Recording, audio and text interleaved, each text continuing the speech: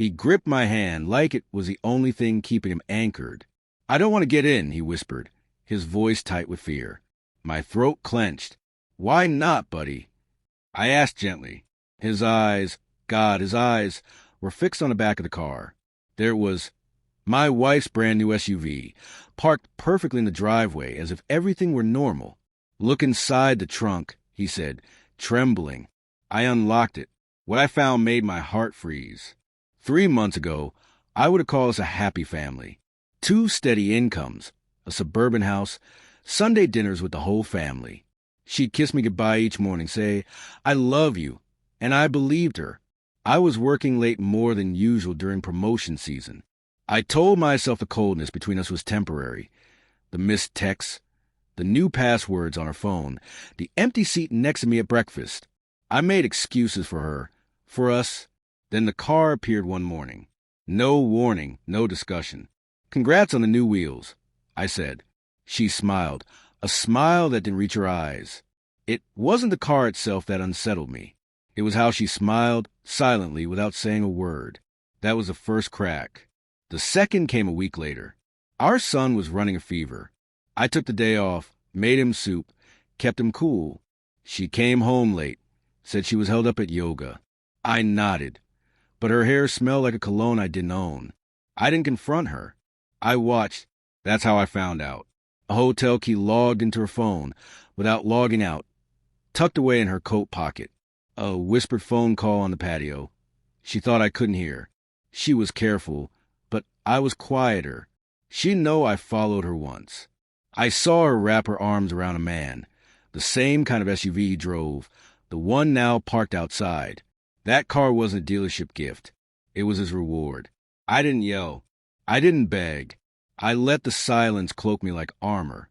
Revenge isn't fueled by anger. It demands precision. First, I quietly met with a lawyer. I transferred every asset I brought into the marriage into a trust under my son's name, untouchable, ironclad. Then I began unraveling her life. She hadn't worked in months, claiming she was focusing on family. Meanwhile, she was draining our savings on spa weekends, business trips, lavish dinners. I never tasted a thing. I canceled our joint credit cards, froze our accounts. She called me that afternoon. "Something's wrong with the bank." "No," I said calmly. "Everything is exactly right." Then I targeted her lover.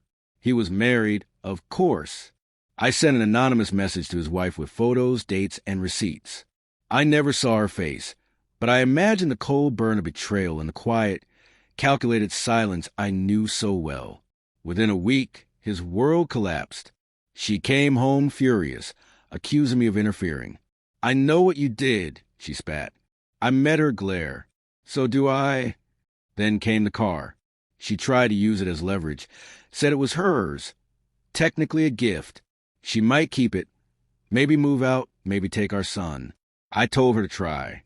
But my son was the one who changed everything. That morning, while we were getting ready for school, he froze at the sight of the SUV. "I don't want to get in," he whispered. I crouched down. "What's wrong?" He looked small and scared.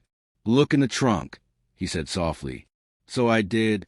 Behind a neatly folded stroller, under a blanket, was a small leather briefcase.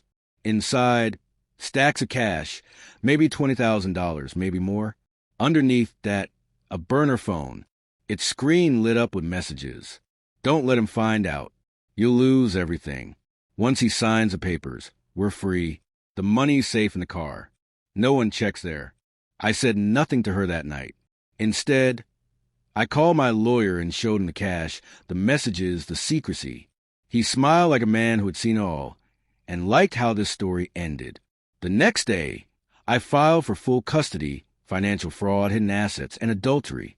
The briefcase was proof. She didn't see it coming.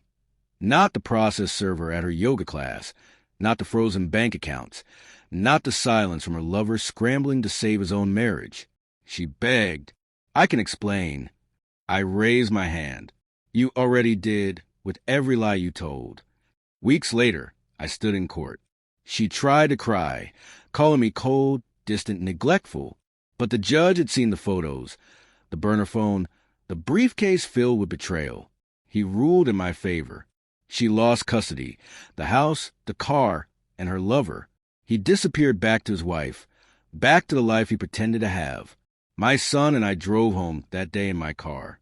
He looked out the window and asked, "Is she coming back?" I paused, then shook my head. No, she left a long time ago. Now, when I look back, I don't see her face. I see my son's hand in mine, his trembling voice. Look in the trunk. He gave me the truth, and I gave us both our freedom. She buried her lies in that trunk. I buried her future along with it.